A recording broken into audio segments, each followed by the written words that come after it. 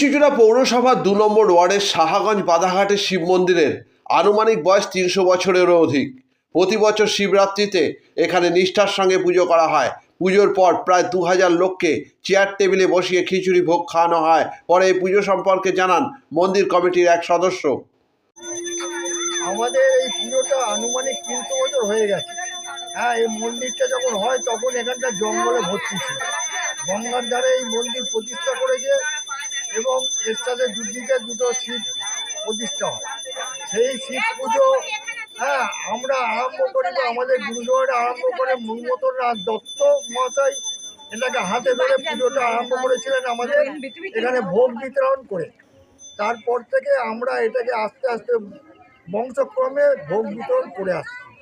এই জায়গাটার নাম কি? এই জায়গাটার নাম সাহাগঞ্জ রাজবাড়ি ক্লাবের গলিও বললে হয়, আর না হলে বাঁধাঘাট বললে হয়। আচ্ছা, কত বছর পুজোটা আনুমানিক?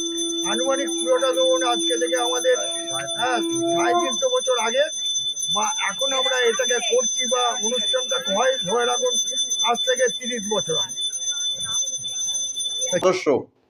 অন্যদিকে চকবাজার কৈলাস পার্বতী মহিলা সম্মেলনের শিব পুজো এবছর ৬ষ্ঠতম বর্ষ।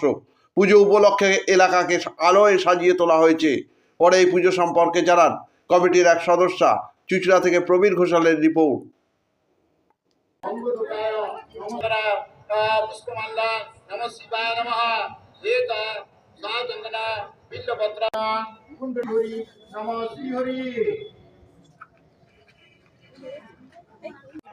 চ্যাটার্জি লেন।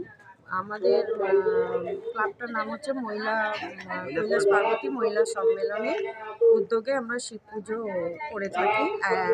আজ এই শিব পুজো এই বছরে ৬ বছর আমরা পদার্পণ করলাম। তার মধ্যে আমরা আগামী দিনেও হয়তো বাচ্চাদের নিয়ে একটু অনুষ্ঠান করব।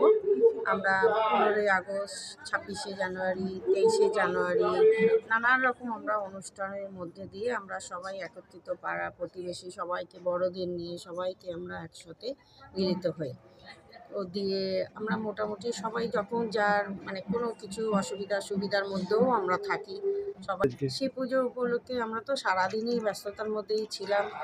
জোগাড় জাত সবাই মিলে করলাম, ভোগ টোগ দিলাম, পুজো জোগাড় ভোগ নিবেদন করলাম বাবাকে দিয়ে। এখন পুজো হচ্ছে আমাদের, পুজো হয়ে আর আগামী প্রসাদ বিতরণ কবে? প্রসাদ বিতরণ এই রাত্রে পুজো হলেই সবাই থাকবো, সবাই বিতরণ হবে। কালকে আগামী দিনে আবার যদি